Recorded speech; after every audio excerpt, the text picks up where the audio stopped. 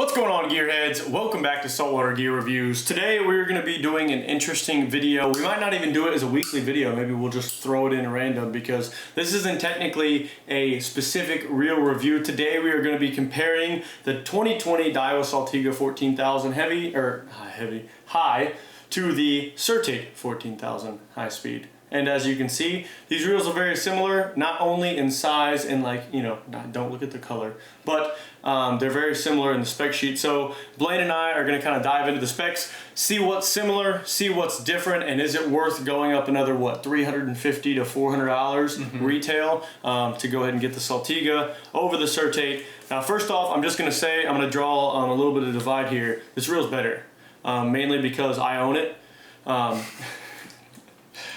And Blaine's just poor. That's why he has a Certate. No, I'm just kidding. There's no like. But basically, let's just dive into this. The first off the bat, I mean, we've kind of touched on it. Blaine touched on the last episode. If we were to hand these reels kind of back and forth a little bit, the smoothness on the Saltiga, I do believe, is just a little bit. It's not like more.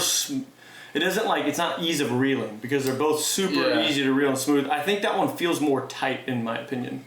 Like tight, and this one feels not like, and I don't want to say this one feels loose, like as in it's like gonna fall apart. It might even fall into the weight because the Saltiga is a little bit heavier. Yeah. So maybe it just feels like a little bit more of a solid reel per se. Yeah, and then we've got the mic right here, so let's go ahead. I'm gonna go into the Certate clicker here.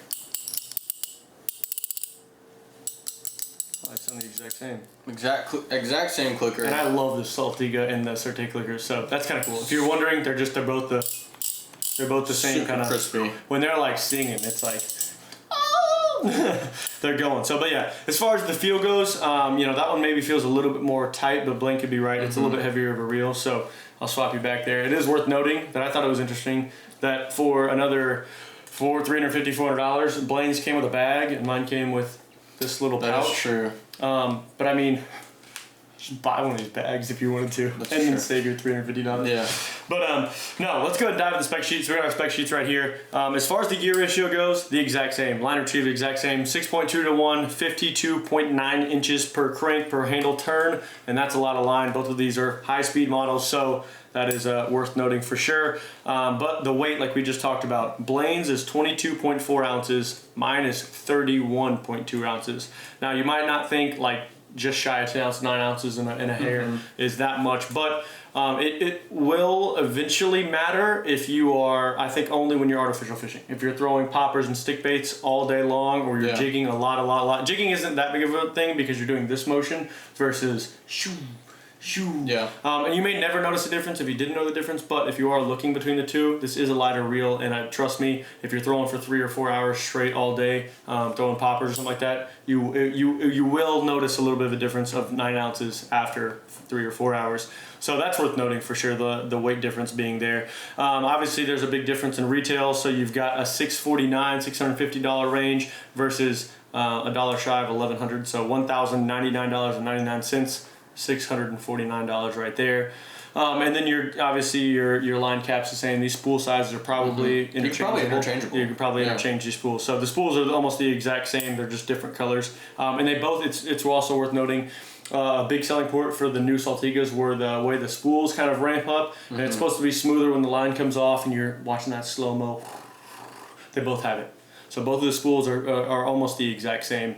And so you're not missing any type of cutting edge design. Even down to the drag knob. Yeah, drag knobs are almost the exact same. I got a little plastic. Like a plastic. Yeah, and this is definitely a metal of sorts. Yeah. So, I mean, the drag knobs, you maybe get a little bit more high-end drag knob right here. And then the handles aren't that different. I mean, this one comes with a little aluminum metal of sorts, and that's kind of like a EVF. What is that? What would you say? Like a rubber? It's rubber handle. And then the handle arms themselves are the same, besides the color. No. Yours is the handle arm? Yeah, they're a little different. You got like a size? What do you mean? Like the shape and the material as well is a little different. Yeah. Oh wow, it is a little different. Yeah, I think that's a little beefier. I think that's probably one of the main Yeah, weight points. handle arm is a little bit beefier on the Saltiga there, but I don't think you're ever going to break that handle arm. You shouldn't be winching with your spinning reel anyways. No. You should be gathering line. And then the max drag, basically this one puts out 66, this one puts out 55. We've talked about it before. Don't think you're ever going to need to, that's not going to really make a big difference, but it is worth noting if you're going to put out like 15 to 20 pounds of drag a lot on these reels, maybe you'll get a little bit of a longevity out of the drag washers themselves if they can put out more and you're not using it to the full capacity. But then again, it's not 20 pounds isn't close to 55, so you're not close to maxing that reel out. So in my opinion, the max drag numbers don't really matter because you're not putting out that much drag anyways. So as far as the spec sheet goes, the only difference is the weight, the price, and a little bit on the drag. But as far as the main things, it's a little bit heavier and the price point is a lot more different. Now, we've talked about it before. If you go to allenhawk.com, there are some definite differences in the internals of this reel. It's not huge, but there are a few things. He hasn't done a review on this. He hasn't? Mm-hmm. Okay.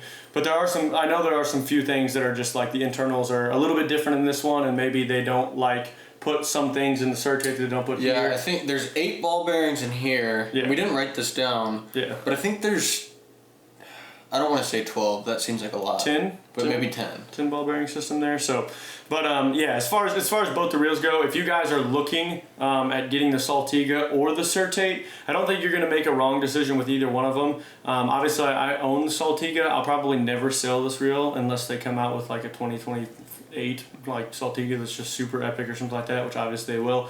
But for now, this is definitely going to be a forever popping reel for the moment. But the Certate blades absolutely used the heck out of that reel. I've caught a really big tuna on that Certate right there, and I wasn't like, oh man, I wish I had my Saltiga. I'm so screwed right now. So the way I would decipher between these two reels, and obviously it's your own opinion, and you've got the spec sheet here now, and you're seeing them side by side as far as them being, size-wise or colors, or, we've talked about the feel of them, would be basically how much of a longevity reel do you want? Because the only thing you're going to probably miss out on the mid-range price point is going to be longevity. If you're talking about you're a charter boat guy, or you're a heavy-duty fishing guy, or even if you're a guy who can only fish on the weekends, but you fish every single weekend, and you want to make sure that your gear is not going to fail, it's going to be better to go with the Saltiga side now that they've never had problems. But I would think over a 5-year period or a 2-year period of heavy use, this reel's still kicking. You might have some servicing with that Certate. Daiwa's fantastic about servicing. Their customer service is awesome, so it's not going to be a big deal. But I would say that's the difference maker. But if you're looking to save a buck and say, hey, is it really like that necessary to go the Saltiga? My answer would be no.